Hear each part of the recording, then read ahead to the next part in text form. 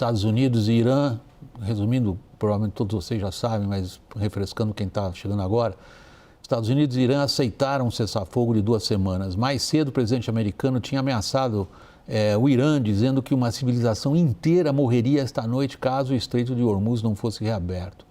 Vamos então direto ao vivo a Washington com nossa correspondente Mariana Giangiacomo, tem as últimas informações. Boa noite, Mariana. Boa noite, Vac. Boa noite a todos. Vac, foi um dia de muita ansiedade, de muitas críticas aqui em Washington, com protestos contra a guerra do lado de fora da Casa Branca e até mesmo pedidos para que fosse acionada a 25ª emenda da Constituição, que afirma que o presidente não está apto para estar no cargo. Isso não aconteceria, Vac, porque para que ele seja destituído, para que ele fosse destituído, seria necessário ter a maioria do gabinete, o apoio do vice-presidente americano para isso, mas apenas a quantidade de chamados públicos para isso, inclusive de pessoas que eram apoiadoras de Donald Trump, discordando completamente da ameaça gravíssima feita pelo presidente dos Estados Unidos hoje, já mostrou o tamanho da gravidade do que Donald Trump disse e do que ameaçou fazer. E depois desse dia intenso de críticas, Donald Trump foi às redes sociais para anunciar que tinha concordado, para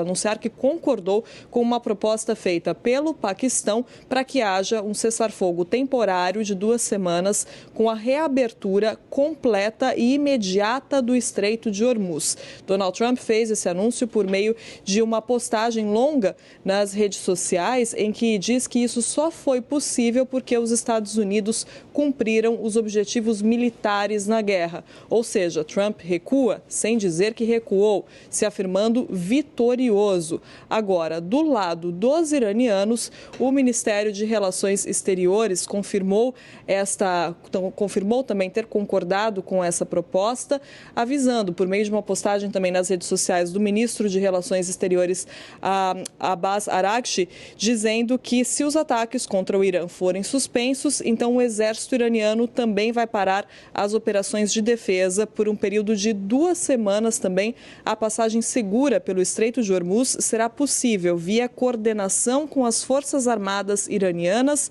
e com a devida consideração de limitações técnicas.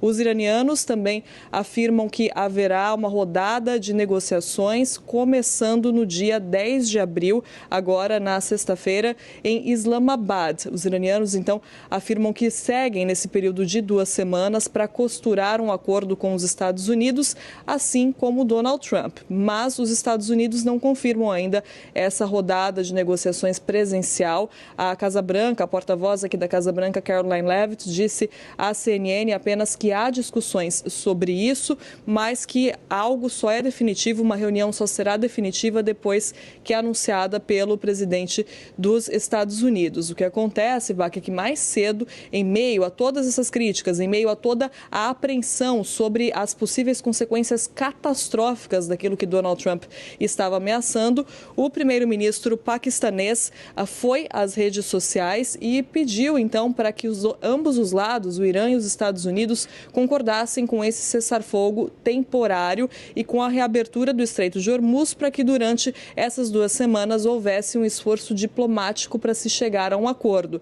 E aí os Estados Unidos, então, afirmaram, primeiro, por meio desse post de Donald Trump, que concordavam sim com essa proposta e depois veio também a resposta do Irã. Agora é preciso entender exatamente o que acontece daqui para frente, como é que esse cessar-fogo temporário vai funcionar, essas rodadas de negociações presenciais, se irão acontecer de fato ou não, mas é mais um dia então que, como eu disse, Donald Trump recua sem dizer que recuou e acaba admitindo que o Irã tem o controle do Estreito de Hormuz, Vac.